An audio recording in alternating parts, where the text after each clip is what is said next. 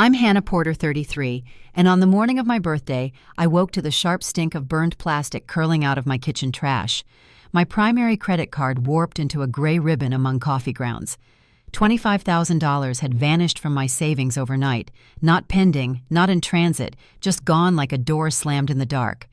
The security feed that should have answered everything showed a neat gap, hours wiped clean by someone who knew the code, someone who had eaten at my table. A message chimed from my sister, a bright selfie against an iron tower, and a luxury logo thanking me for a trip I never offered to fund. My stepmother's call followed syrup thick as she reminded me to be polished for a gala dinner she'd planned in my honor, as if humiliation could be served between salad and cake. I stared at the twisted card, the empty ledger, the small life I had built through patience, and felt a steadiness settle in my chest like a level line. By nightfall, the chandeliers at the Grand Meridian would blaze, and the people who called me weak would learn how quiet strength moves.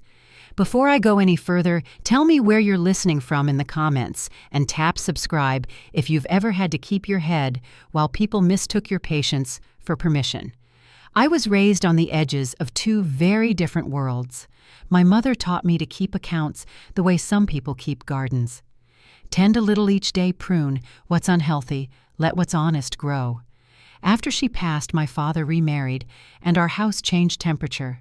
The rooms stayed the same, but the air shifted toward appearances, and soon every decision came wrapped in satin words about family and sacrifice. Diane arrived with a calendar full of galas and a talent for making kindness look like a flaw. Kelsey was the kind of bright that draws a crowd, quick smile, faster appetite, always chasing whatever sparkled. And I learned that saying yes kept the peace, yes to co-signing a car, yes to covering a shortfall, just this once, yes to stepping back when introductions were made and praise was handed out. The numbers in my own life were small and careful. A one-bedroom apartment with creaky floors, a dented sedan, a savings goal I counted in quiet Saturdays and skipped vacations. At Porter Industries, I rose in the finance department, the slow way accurate, early unshowy, and when my father made me chief accountant, the applause at home never came. I heard instead the soft chorus of comparisons, how Kelsey seized opportunities while I hid behind spreadsheets, how Diane's friends admired natural leadership that looked a lot like spending. Still, I believed in the work and in the ledgers, because numbers don't flatter. They name what happened and to whom. As the household tilted toward high ceilings and higher heels, I tracked receipts that shouldn't have touched company books and logged small patterns you only see when you don't need the spotlight. The contrast throbbed louder by the weak lunchrooms with plastic cutlery at the plant and dining rooms starched stiff at country club tables, technicians comparing the price of brake pads while Diane described a dress by its designer first and its color second. I kept my voice even in meetings, and my steps light at home long after it was clear that deference only purchased more demands. When my father started pulling me aside for private notes on controls and contingencies, his tone was clipped, almost formal, urging patience, without explaining why. Patience isn't a comfortable discipline when your birthday card becomes a smoking twist of plastic and your savings dissolve before breakfast.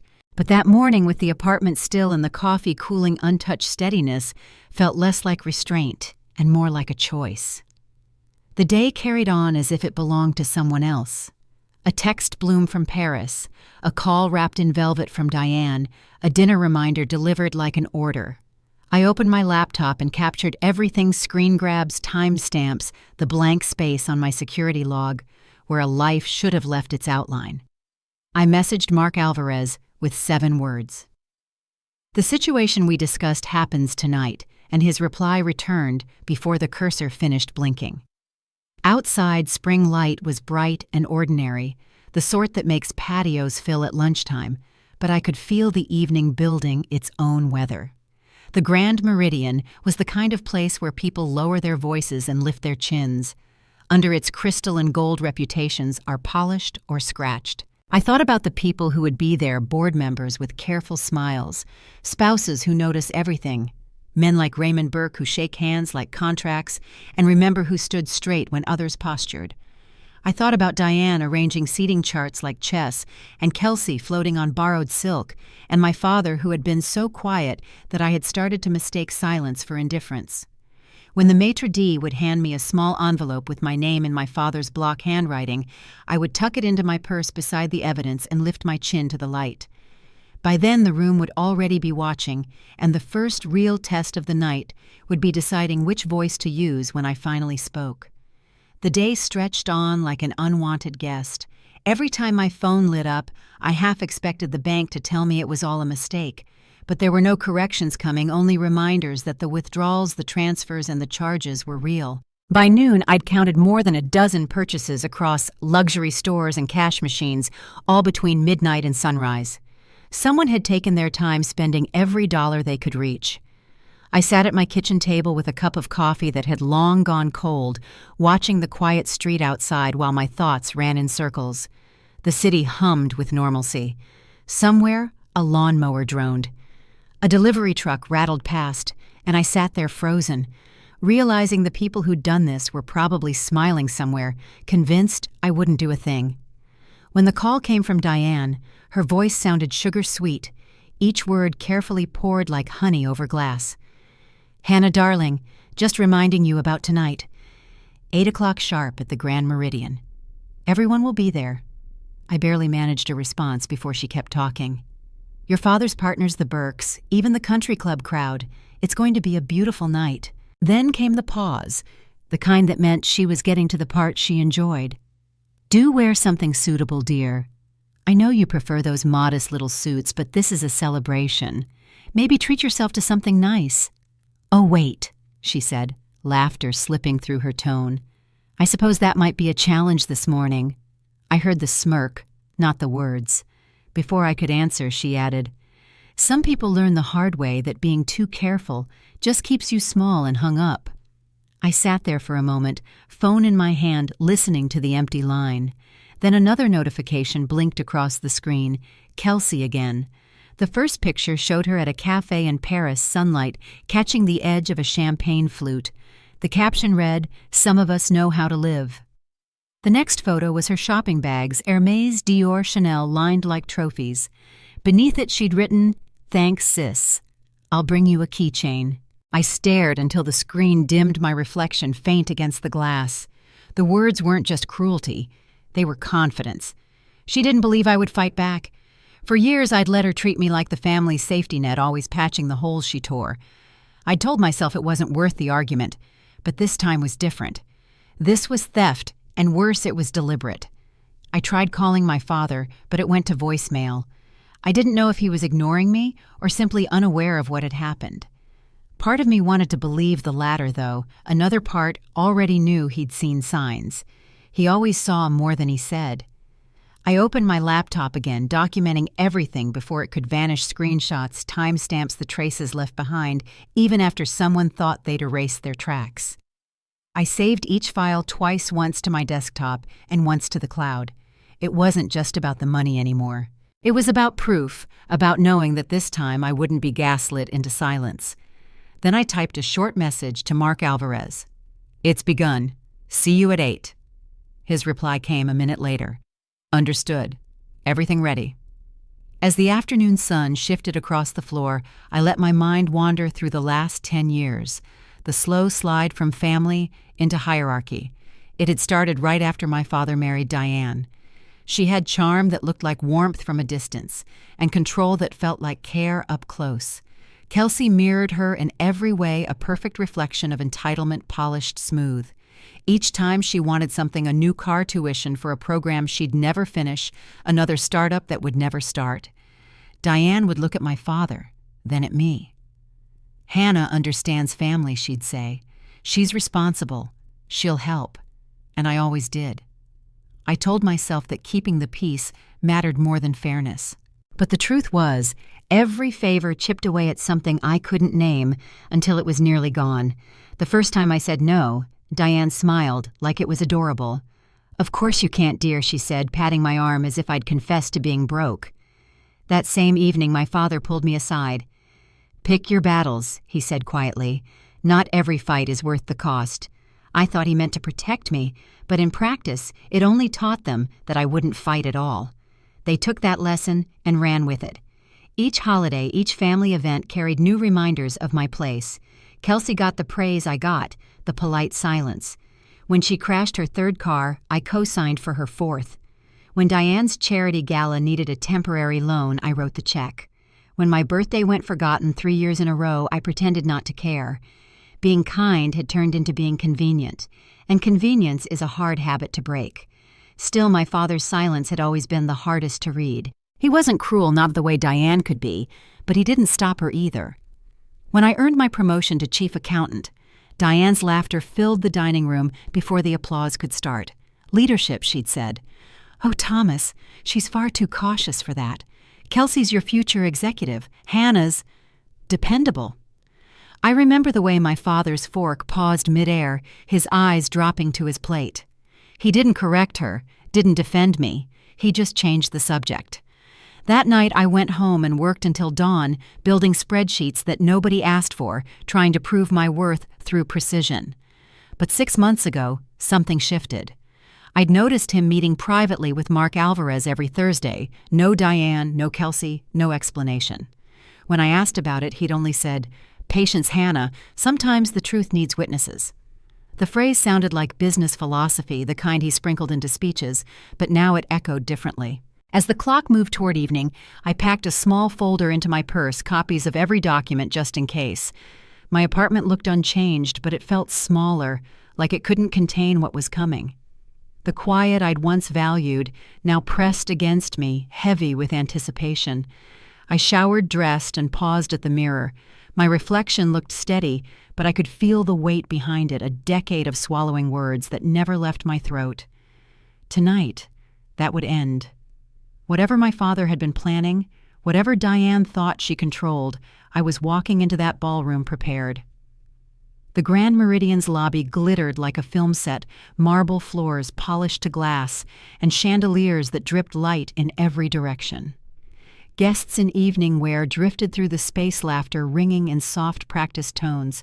I spotted a few of my father's partners' men I'd only seen across board tables, their wives trailing perfume and polite smiles. Every face that turned toward me felt like a test.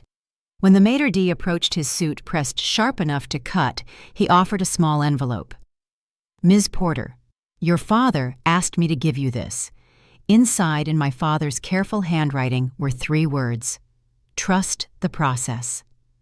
I folded the note and slipped it beside my phone. Through the tall glass doors, I caught my reflection one last time before stepping into the main hall. The ballroom pulsed with soft jazz and the clink of crystal, and the air shimmered with that particular brand of wealth that likes to disguise itself as charm.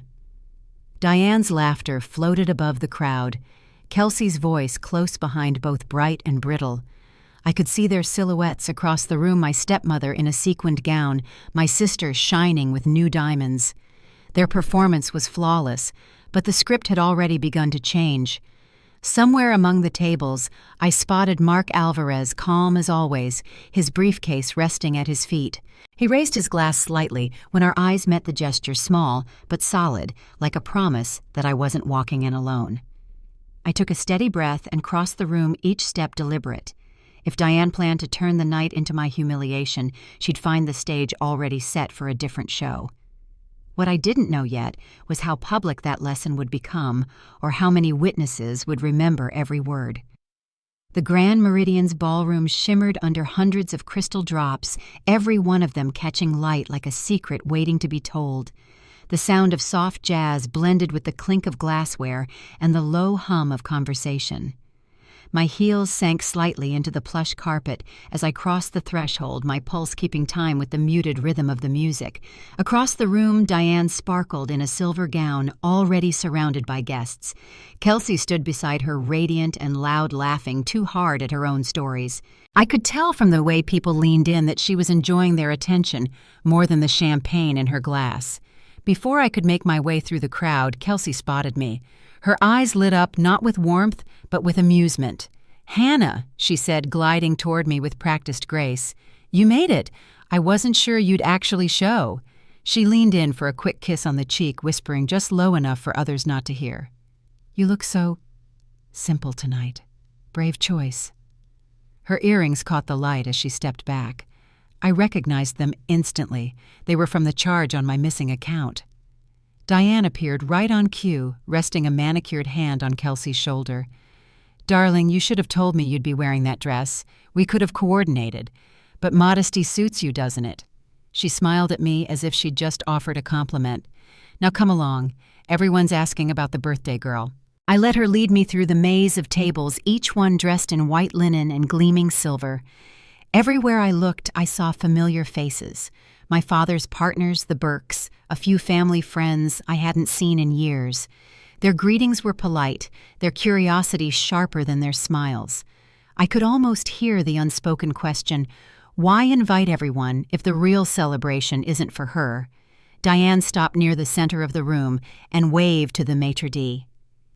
"Make sure Miss Porter's seat is at the family table," she said sweetly. "We want her close for the toast." The man nodded, adjusting a place card that already bore my name. Directly across from me sat Kelsey, glowing in the attention that followed her like perfume.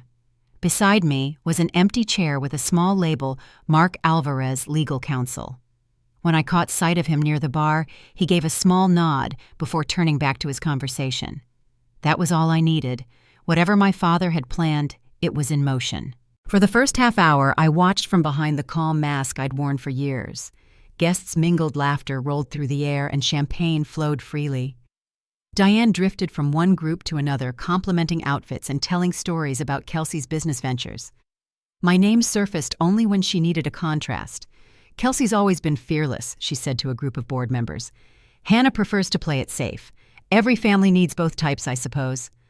The comment earned a few polite chuckles. I let it pass, keeping my focus on the small envelope in my purse. 3 words in my father's handwriting still waiting for their meaning. Around 8:30, the lights dimmed slightly, signaling dinner service. Plates of salmon and roasted vegetables appeared with military precision. I picked at my food, listening as Kelsey regaled the guests with stories from her Paris business meetings, every detail grander than the last. "I think travel really builds perspective," she said, lifting her glass. "You learn how to enjoy life instead of just counting it." Her gaze slid toward me, daring a reaction. I didn't give her one. A few seats away, Raymond Burke leaned toward my father. "Thomas, your daughters are quite the contrast." He said, his voice warm but deliberate. My father's expression didn't change. "Yes," he replied quietly, "they are." The conversation moved on, but I saw the flicker of something in his eyes, calculation maybe, or preparation. He wasn't disengaged, he was watching, measuring. Diane's voice soon cut through the music, bright and commanding. "Everyone, if I could have your attention for a quick toast." The chatter softened, glasses lifted. "Tonight we celebrate family, our foundation, our strength." She smiled toward me, then turned to the crowd. "And our dear Hannah, who's learning that sometimes you have to loosen your grip on control to truly live. Isn't that right, sweetheart?" A ripple of uneasy laughter spread through the room. My chest tightened, but I kept my face still. "To family." Diane finished clinking her glass with Kelsey's. They both drank, savoring the moment they thought they'd won. Mark had slipped quietly into the seat beside me. He leaned close, speaking just above a whisper. "Your father says to hold steady. Don't react." I nodded once enough to show I understood. "Is he here?" I asked. At the head table, Mark murmured, "And very much aware of everything." When I glanced up, my father was already watching. His expression was unreadable, but his eyes met mine for a long, measured beat. Then he raised his glass slightly, a signal, not a toast. As dessert plates were cleared, the energy in the room began to shift. People were growing restless, glancing toward the podium where the microphone waited. Diane noticed too. "Kelsey, darling," she said, her smile tightening, "why don't you say a few words? Everyone's dying to hear about Paris." That was the cue. Kelsey rose gracefully, champagne in hand. "Paris was life-changing," she began, her voice carrying easily. "I discovered that the world rewards confidence." And she added with a mischievous smile, "A good credit limit." The audience laughed, assuming it was a joke. Only Mark's subtle tap on the table told me it wasn't. Of course, Kelsey went on, not everyone understands how to really use money. Some people think saving is the same as living. She turned her eyes on me, enjoying every second. But if you never take risks, how do you ever get ahead? Her words floated across the room like smoke. Diane joined in with a soft laugh. She's right, dear. Life's too short to hide behind spreadsheets. The remark drew scattered amusement from a few guests, awkward silence from others. My father's hand rested on the table, motionless. The moment stretched until it began to tremble. I could feel something building a weight that wasn't just anger, it was precision, years of quiet calculation reaching their edge. I took a sip of water, my voice steady when I finally spoke. It's an interesting lesson, I said loud enough for the nearest tables to hear. Though I was taught that taking what doesn't belong to you isn't risk, it's theft. The words landed like a pin dropped in a cathedral. The room froze. Diane's smile faltered for the first time. "Excuse me," she said lightly. "I think you've misunderstood." "No," I said evenly, setting down my glass. "I think I understand perfectly." Kelsey laughed, a nervous sound too high to be natural. "Oh, Hannah, don't be dramatic. We're family. Families share." "Not accounts," I said. The crowd shifted glances, darting like small birds between us. Diane's face stiffened, but before she could answer, my father rose slowly from his seat. "Enough," he said quietly. The single word silenced the room more completely than any shout. Kelsey froze, her laughter dying mid-breath. Diane turned toward him, confusion flashing across her face. "Thomas, what are you doing?" she asked. "Putting an end to this," he replied, his tone calm but final. He looked out at the guests, at the board members, at the investors who had come expecting a simple family dinner. "If there are lessons to be learned tonight," he said, "let them be real ones." He gestured toward Mark, who stood and reached for his briefcase. Diane's voice sharpened. "Thomas, this isn't the time." My father didn't look at her. "It's exactly the time," he said. His eyes found mine again, steady and sure. "You've been patient long enough." Mark opened the case, removing a slim folder. The sound of the clasp snapping open was louder than it should have been. I didn't yet know what would follow, only that something irreversible had begun. The soft hum of the jazz faded, as if even the band sensed the shift. Kelsey lowered herself slowly back into her chair. Diane sat rigid beside her, color draining from her face. My father moved to the microphone, his posture controlled, his voice low enough to draw the room closer. "You've all come tonight to celebrate my daughter's birthday," he said, pausing long enough to make everyone listen. "But you're also about to witness what it means to truly protect what matters." His gaze swept the room once more, then settled on me. "Hannah," he said, his voice carrying quiet pride, "thank you for your patience." I didn't move, barely breathing, as he nodded to Mark. The attorney stepped forward, the folder in his hand, and I realized this wasn't the beginning of a scene. They had planned this moment down to the breath. The applause that followed the toast earlier had been Diane's music. What came next would be mine. The ballroom went silent as my father's words settled into the air. The clinking of glassware faded. Even the hum of the ventilation seemed to stop. Mark moved to stand beside him, a slim folder in his hand, and the expression on his face left no room for misinterpretation. This wasn't about business etiquette or polite correction. Something larger was unfolding. Diane's smile held just long enough to look rehearsed, then faltered when Thomas didn't return it. "Thomas, I think we've made our point," she said lightly, her tone straining to stay smooth. "Let's not drag Hannah's birthday into business." He didn't look at her. "It's already business, Diane. It has been for a while." He turned his attention back to the guests, his voice steady but unyielding. "I've been silent for too long, and silence can be mistaken for blindness. That ends tonight." A wave of murmurs spread through the tables. I could feel eyes darting between us, some curious, some uneasy. Kelsey's confidence wavered for the first time, her hand tightening around her champagne glass. "Dad, seriously, what's going on?" My father gestured for her to sit. "You'll find out soon enough." Mark placed the folder on the table near the microphone stand, his movements deliberate. "Mr. Porter," he said, his voice low but clear, "everything you requested is ready." "Thank you, Mark," my father replied, then addressed the room again. This evening was meant to celebrate Hannah's birthday, But it will also mark something far more important, the truth about what's been happening within my family and my company. Diane laughed softly, but the sound was brittle. Thomas, you're embarrassing yourself. These people came for dinner, not drama. He finally met her gaze. You're right about one thing. It is embarrassing. But not for me. Mark flipped open the folder, revealing neatly stacked pages and a flash drive clipped to the top. Everything you're about to hear is documented, he said. Transaction logs, signed approvals, and security footage. It's all here. The guests shifted the mood, sliding from confusion to tension. Raymond Burke leaned back in his chair, arms folded, his sharp eyes taking in every detail. My father nodded toward the ballroom's projection screen. Play the first file. Mark connected the drive and the screen flickered to life. The first image was from an office camera, time-stamped clear, undeniable. Kelsey's voice filled the room, laughing as she handed a company credit card across a counter. The screen cut to another clip, Diane signing what appeared to be an invoice labeled charity expense, the recipient's account matching one later identified as her personal fund. A low ripple of shock passed through the audience. My father kept his tone even. Over the past 3 years, I've allowed this pattern to continue, not because I didn't know, but because I needed proof. Porter Industries was built on trust, and trust can't survive on assumptions. Diane's color drained. You had no right to spy on your family.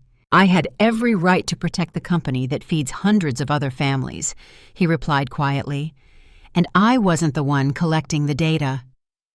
His gaze turned toward me. Hannah was. Every head turned. My pulse thudded once, hard enough to feel in my throat. She reported every discrepancy my father continued, filed every form, flagged every irregularity, and followed my instruction to stay silent until the pattern was complete. That's patience, not weakness. The screen showed a list of transactions, names and account numbers scrolling in precise order. I recognized my own reports, among them every detail I'd compiled in those late nights at my apartment. My name in the corner of each page was proof that I'd been working in the background the entire time. Kelsey's voice trembled. You told her to spy on us? No, he said calmly. I told her to document integrity. The results speak for themselves. Mark handed my father another document.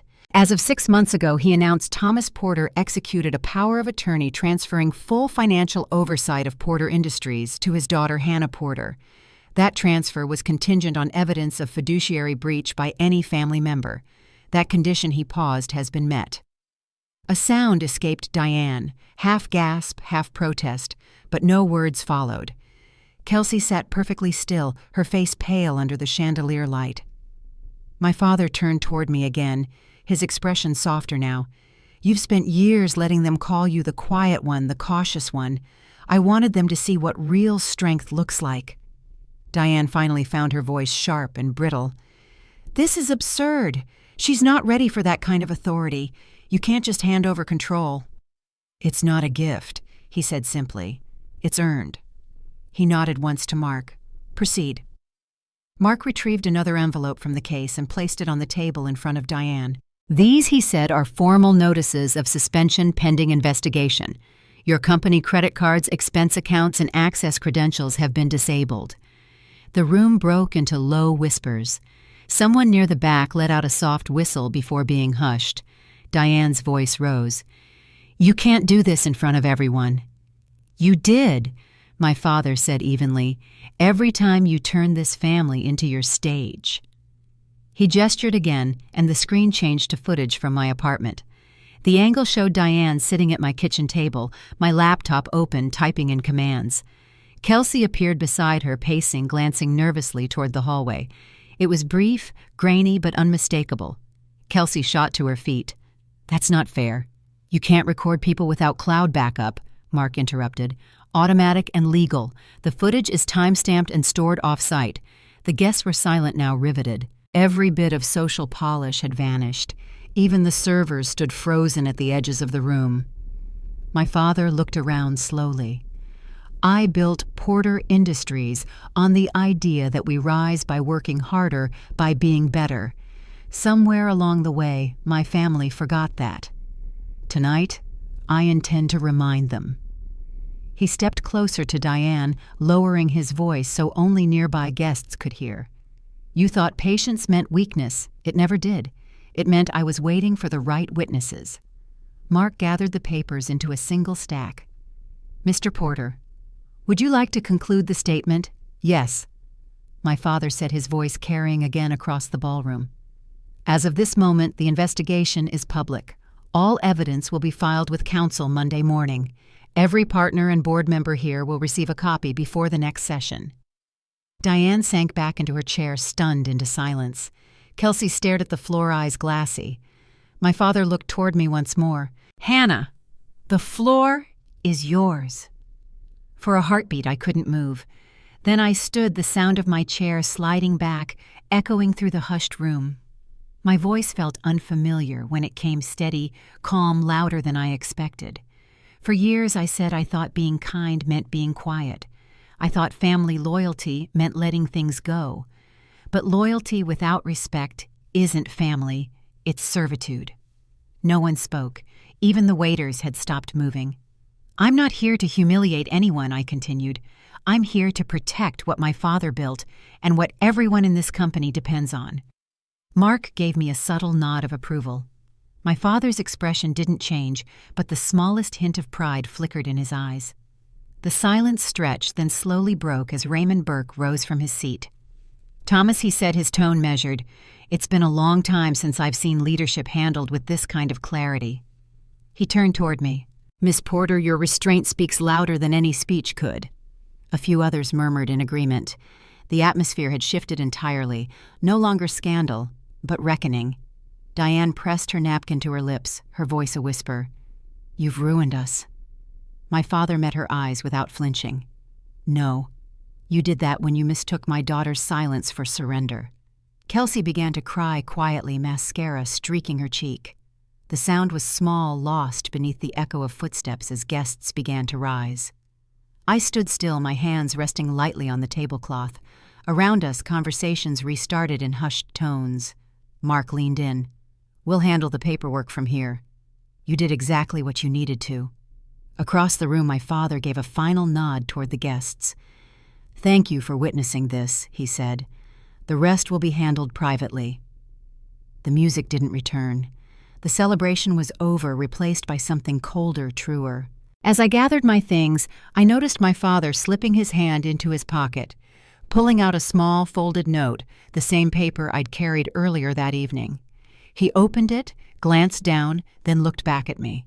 The words were still the same. "Trust the process." By the time I walked toward the exit, the crowd had parted, clearing a path without being asked. My father's voice followed me softly, almost like a benediction. "Patience always pays its debts, Hannah." Outside, the air was cool, the city lights sharp against the night sky. I took a slow breath, knowing the hardest part was still ahead.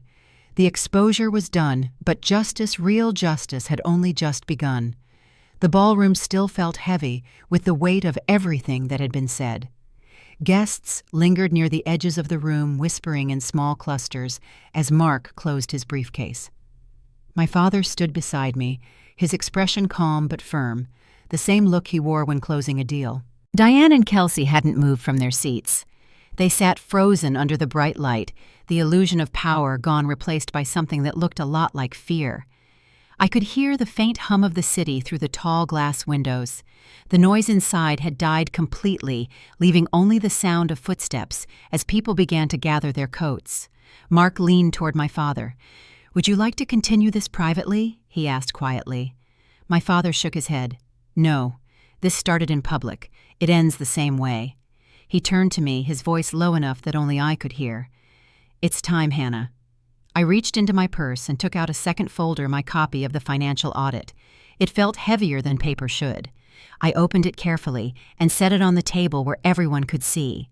Diane's eyes flicked toward it, her breath catching, as she recognized the company's letterhead. 6 months ago, I was promoted to chief accountant. At the same time, we began a standard internal audit, something that should have been routine. It wasn't. I looked around the room, meeting the eyes of several board members who'd once dismissed my warnings as overcaution. Over the course of 3 years, more than $300,000 in company funds were redirected through private accounts. Diane straightened in her seat, her voice trembling but defiant. "You're twisting things. Every expense was for the business." Mark interrupted, his tone steady. "We verified each transaction. Not one was authorized. Every withdrawal was disguised as charity donations, marketing stipends, or vendor fees. All of it trails back to your personal accounts." Kelsey let out a small sound, part gasp, part plea. "Mom, tell him that's not true." "It's a mistake," Diane said quickly, clutching the edge of the table. "You can't prove intent. You can't." My father's voice cut through hers, calm but final. "We don't need to prove intent, Diane. The paper trail already did that." He turned toward Mark. "Show them." Mark lifted his tablet and mirrored the files onto the ballroom's projection screen. Rows of digital records appeared, dates, amounts, and account numbers. Each one matched a purchase, luxury trips, jewelry, private club fees. Every line was documented in my handwriting, each file verified by 2 external auditors. The whispers started again, louder this time. Raymond Burke leaned toward a fellow investor, murmuring something that sounded like confirmation. Across the room, someone muttered, "300,000. My father gestured toward the screen. "This is what happens when loyalty is abused. My daughter protected this company, even while you mocked her for being cautious."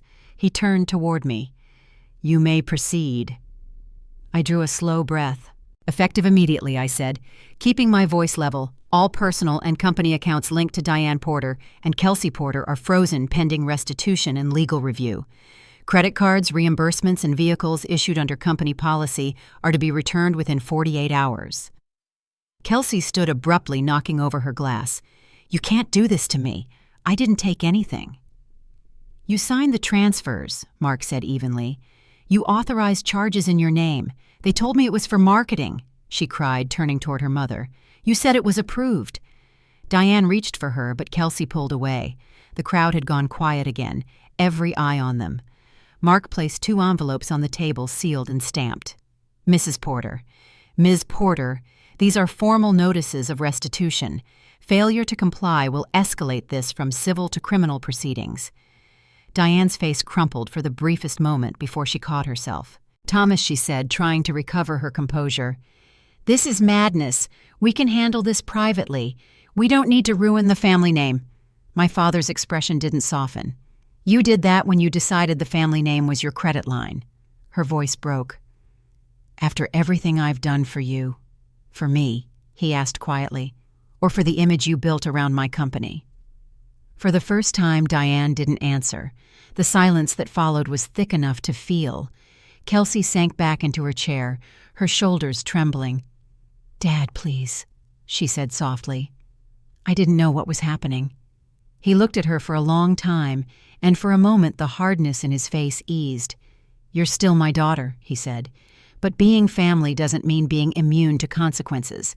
I stepped closer, setting a smaller envelope in front of them. "This isn't revenge," I said quietly. "It's accountability. The same rules that apply to everyone else apply to us." Kelsey nodded faintly, her eyes brimming, but Diane stared at the papers as though they were written in another language. Raymond Burke stood up again, adjusting his cufflinks. "Mr. Porter," he said, speaking for the board, "I believe I can say we support your actions entirely." He turned toward me with a measured nod. "And your daughter has our confidence moving forward." My father inclined his head in acknowledgement. "Thank you, Raymond." Around the room, other investors echoed agreement. A few even began clapping softly, an awkward but genuine sign of support.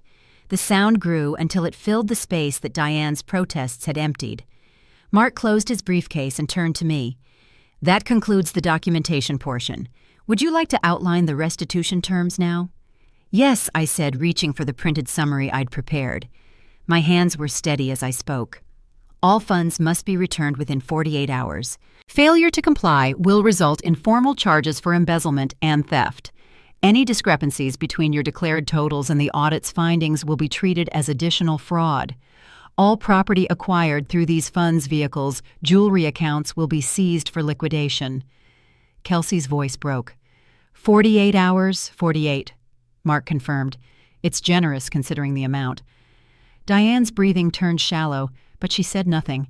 She was staring somewhere far away as though still waiting for my father to take it all back. He didn't. My father looked at me. Anything else? Yes. I reached for my phone and glanced at the time. It's 9:15. Your 48 hours start now. No one moved. The statement landed like the final strike of a gavel. My father turned to Diane. You may leave. She looked at him for a long moment, tears threatening to fall but never quite forming. Thomas, she said softly, you'll regret this. He didn't respond. When she realized he wasn't going to, she stood gathering her purse with unsteady hands. Kelsey followed her heels, clicking unevenly across the marble floor. Together they walked toward the exit, the weight of the room pressing on their backs. Just before stepping through the doorway, Kelsey turned slightly, her voice small. I'm sorry, Hannah. I gave her a single nod. It wasn't forgiveness, not yet, but it was acknowledgement. As the doors closed behind them, the applause returned softer this time, but real. My father looked at me, the faintest trace of a smile crossing his face. Well done, he said quietly. Mark joined us, checking his phone. I've already initiated the account freezes. By morning, they'll be locked out completely. Good, my father said. Send the confirmation to legal and copy Hannah. The room had begun to relax. Waiters started clearing tables, and the guests who remained came over to shake my hand. Words like respect, integrity, and finally floated around me. Raymond Burke's wife squeezed my arm. You handled that with grace, dear, she said warmly. Your mother would have been proud. For the first time that night, my throat tightened. Thank you, I said softly. When the last guest had gone, my father and I stood together near the grand windows. Outside, the city lights shimmered against the glass reflections of a night that had started with humiliation and ended with something far stronger. He slipped his hand into his pocket, pulling out his wedding ring, the one he'd stopped wearing years ago. I should have seen this sooner, he said quietly. You did, I answered. You just waited until I was ready. He gave a small nod. You're ready now. Mark approached his briefcase in hand. We'll deliver copies of everything to the board by Monday morning, he said. In the meantime, Hannah, keep your phone close. The press will hear about this by tomorrow. I looked at him, then back toward the doors where Diane and Kelsey had disappeared. Let them, I said. The three of us stood there in the stillness that follows a storm, the faint echo of conversation still hanging in the air. Somewhere behind us, a waiter began stacking empty glasses, the sound sharp but steady. Outside, traffic lights blinked in the distance, green fading to red. I gathered my coat ready to leave, knowing the confrontation was only the beginning. The real test, the rebuilding, the reckoning, was waiting beyond those glass doors. The next morning came slower than usual, as if the world hadn't decided whether to move on. The city looked washed clean from the night's rain streaks of light cutting through the glass of my office windows. I hadn't slept much. The events of the party replayed in fragments. The stunned faces, the applause, Diane's glare, Kelsey's trembling voice asking for forgiveness she hadn't yet earned. When I arrived at Porter Industries, the building was unusually quiet for a Monday. Conversations stopped when I passed. People pretended to look busy, but curiosity trailed in every direction. Word had already spread. My father was in early as always, door closed, blinds half drawn. I knocked once before stepping in. He was standing near the window, suit jacket off coffee, cooling beside a stack of papers. Morning, he said without turning. You didn't sleep. Neither did you. He smiled faintly, still watching the skyline. They'll call this a scandal, but it's just house cleaning. On his desk sat 2 thick envelopes marked confidential. He tapped one of them. Diane's attorney called. She's accepted the restitution terms. I nodded slowly. And Kelsey? She transferred the money last night.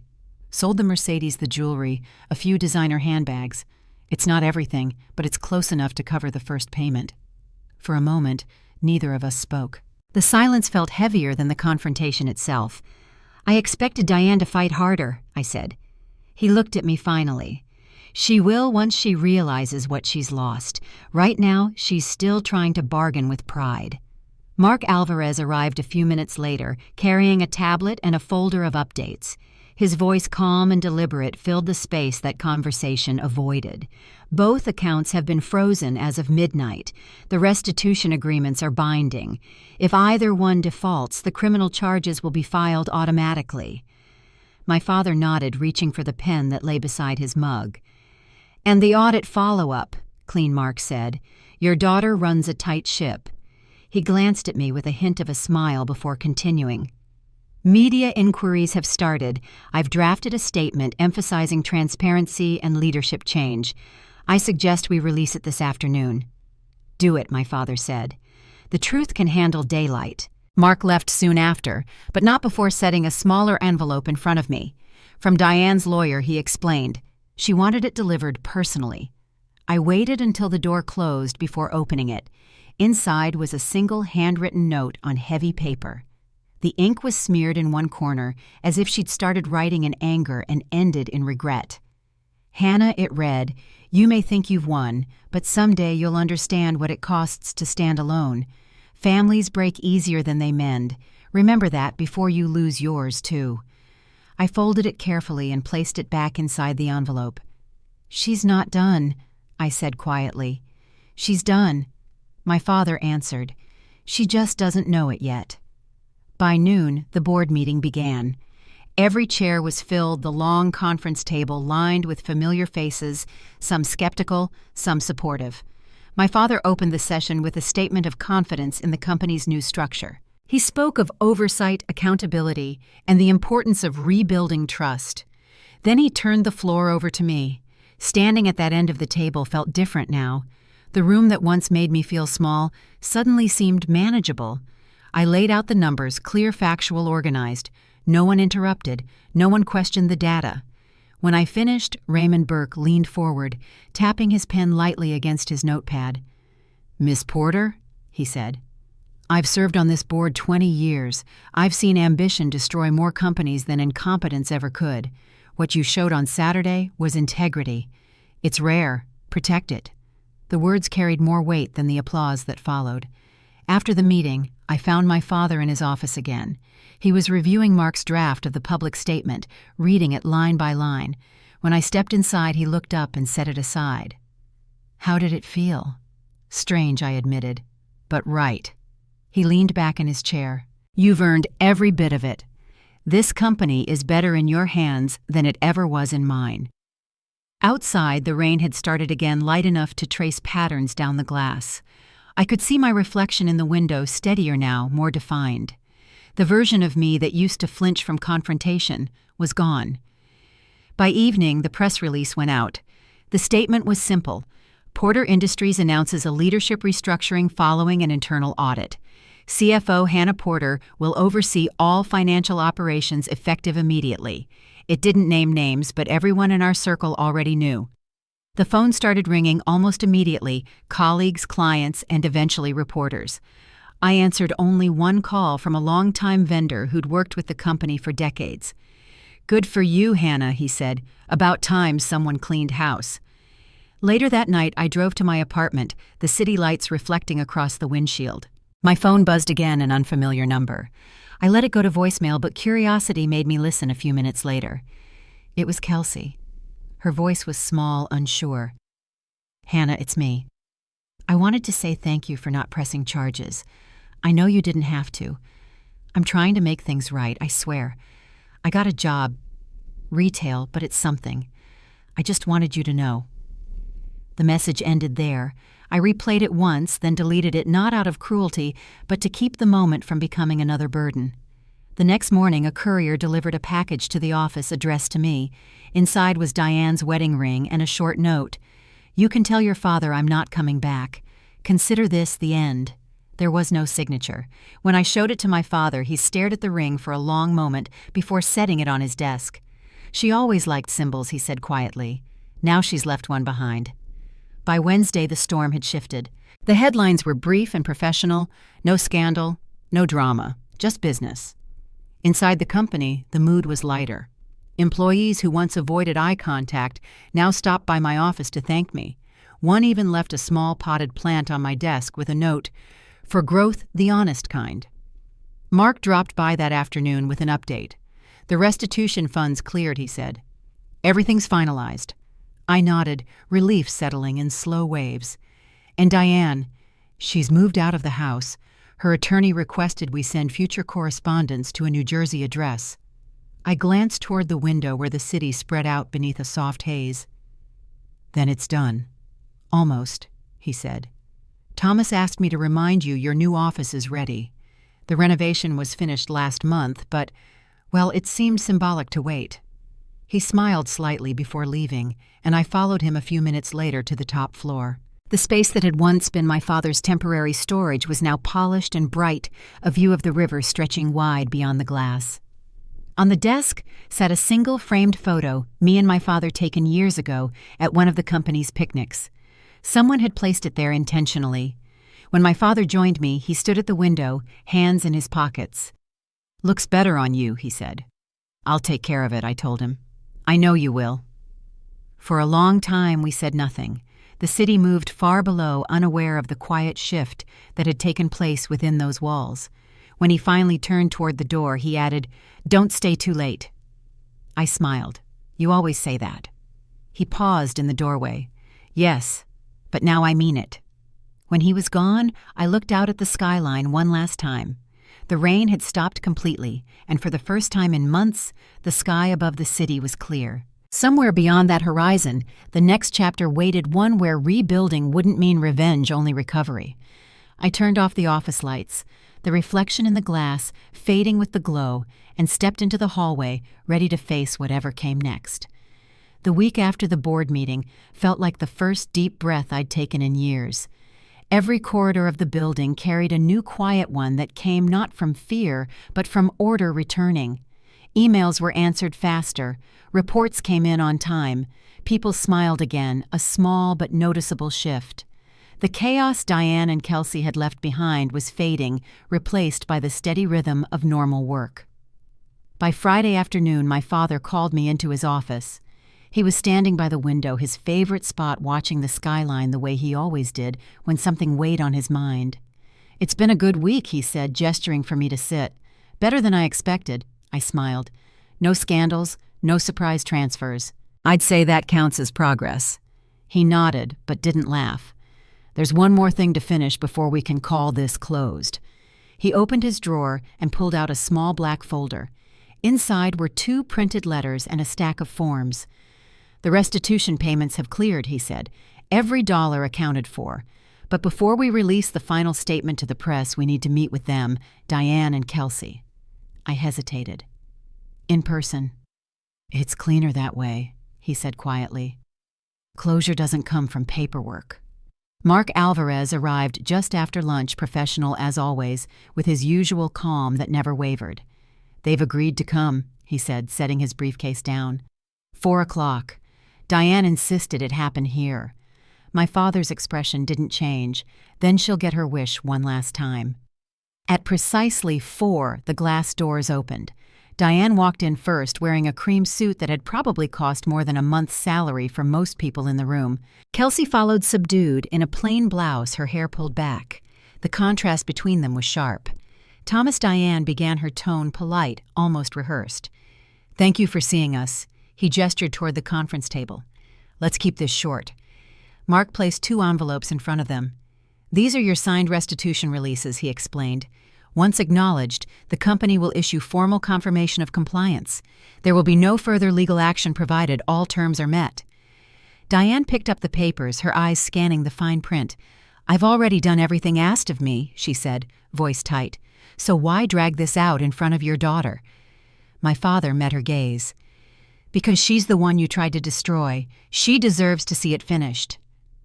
For the first time since the confrontation, Diane looked uncertain. "You think I wanted this," she said quietly. "You think I meant for it to go this far?" Kelsey shifted beside her. "Mom, please. Let's just sign it." But Diane ignored her. "You have no idea what it's like to build a life around a man who stops seeing you." I was trying to keep things together. My father didn't flinch. "You kept appearances. There's a difference." I could feel the air tighten between them, years of unspoken resentment surfacing in quiet tones. Mark cleared his throat, softly breaking the silence. If we could focus on the documents, Kelsey reached for the pen first. Her signature was shaky but deliberate. "It's done," she whispered. She turned to me, her eyes red but steady. I meant what I said in the voicemail. "I'm trying to change. I've got a job and I'm staying out of trouble. That's all I can promise right now." I nodded. "That's enough for today." Diane stared at the paper in front of her for a long moment before signing. Her voice when she spoke was low and almost brittle. "You'll release the statement by Monday," "Yes," Mark said. "It'll confirm your compliance and close the matter." She leaned back in her chair looking at my father. "You always did like clean endings." He folded his hands. "No ending is clean, Diane. Some are just final." She stood smoothing her jacket. "Then I guess this is mine." She turned toward me. "You got what you wanted, Hannah. I hope it keeps you warm." Before I could respond, my father spoke. "She didn't do this for warmth. She did it for peace." Diane's expression flickered, but she said nothing more. She walked out without looking back. Kelsey lingered a moment longer, her gaze moving between the two of us. "I'll make things right someday," she said softly. Then she followed her mother through the doors. The room was still for a while after they left. My father exhaled slowly, a sound caught somewhere between relief and exhaustion. "It's over," he said finally. Mark collected the papers. "I'll file everything tonight. The accounts are cleared and your public statement goes live Monday morning." He paused. "Congratulations. You both handled this with dignity." When he was gone, my father turned to me. "You did what I couldn't. You taught me how I said." He gave a small, tired smile. "Maybe, but you taught me when to stop waiting." That weekend I drove to the lake house, one of the company's oldest retreats, tucked an hour north of the city. It had been empty for months, but the key still fit perfectly. Inside, everything smelled faintly of cedar and old wood polish. I opened the windows, letting fresh air roll through the rooms. The quiet felt earned, this time not lonely. I made coffee and sat on the porch overlooking the water. The afternoon light stretched long across the lake, gold against the ripples. My phone buzzed once an email from Mark confirming that all legal filings were complete. I turned it face down on the table. For the first time in years, I wasn't waiting for anyone to call. By Sunday, my father arrived without announcement carrying a small grocery bag. "Thought you might not have eaten," he said simply, holding it up. I smiled. "You drove an hour to deliver dinner." He shrugged. "Old habits." We sat on the porch as the sun sank lower. The silence between us wasn't strained. It was full like the pause after a symphony finishes. Finally, he spoke. "When I built this company, I thought success would protect us. Turns out, it only made us forget who we were protecting." I looked out over the lake. Maybe we just needed to remember why we started. He nodded. "And who deserves to carry it forward?" We ate quietly after that, watching the light fade. The water turned from gold to gray, then to black, until the reflection of the house lights was the only thing visible on its surface. When it was time for him to leave, he stood for a long moment at the door. "You'll be fine here, I will." He hesitated, then said, "You know, I think your mother would have liked this version of you, the one who doesn't wait for permission." I smiled. "I think she'd like this version of you, too." He chuckled softly and nodded once. Then he was gone, his car headlights tracing a slow path down the narrow road until they disappeared into the trees. I stood on the porch until the sound faded completely. The air was cool, carrying the faint scent of pine and water. Somewhere in the distance, a loon called a long, mournful sound that somehow felt like closure. Back inside, I turned off the lights, the lake beyond the window glimmering under the moon. The company was stable. My father was free of secrets, and for the first time in my adult life, I wasn't living in reaction to someone else's choices. As I closed the door to my room, a single thought stayed with me. The understanding that peace doesn't always arrive quietly, but when it does, you recognize it right away. And though the fight was over, I knew the next chapter wasn't about rebuilding what had been lost. It was about creating something that would never need defending again. The following Monday, Sunlight streamed through my office windows, painting the walls in soft gold. The building felt different, lighter, steadier, as if the air itself had shifted. It was the first day since all of it ended, and for once I didn't feel the usual rush to open my laptop or dive into numbers. I sat quietly with my coffee, watching the city below start its morning, the rhythm of life continuing without the chaos that used to follow me. Porter Industries had survived its storm. The accounts were reconciled, the board was united, and for the first time in years, people worked without fear of who might be watching. The company's growth projections looked strong, but more than that, the culture had changed. Accountability wasn't a threat anymore, it was a value. Employees spoke up, shared ideas, and trusted that someone would listen. My father had started spending more time away from the office. He called it semi-retirement, but really he was learning how to live beyond work. Some afternoons he would stop by just to check on things, always with that same proud half-smile. We'd have lunch together at the cafe across the street. Nothing formal, just quiet conversation, and a reminder that peace could exist in simplicity. Kelsey kept her promise. I got another voicemail from her a few weeks later, her voice steadier this time. She talked about her job at the department store, about paying her own rent, about therapy sessions that were helping her untangle years of resentment. She didn't ask for forgiveness, just time. And I gave her that. Sometimes the best kind of grace isn't spoken, it's lived. As for Diane, she stayed true to form, quietly moving on without apology. Her lawyer finalized the divorce, and her name disappeared from every company record. I heard through Mark that she'd tried starting a consulting firm on the East Coast. It didn't last long. The clients wanted trust, and that's something no contract can buy once it's lost. In early spring, my father invited me to dinner at the same country club where Lyndon O'Diane had once ruled every fundraiser. The atmosphere was polite, but the stares were different now.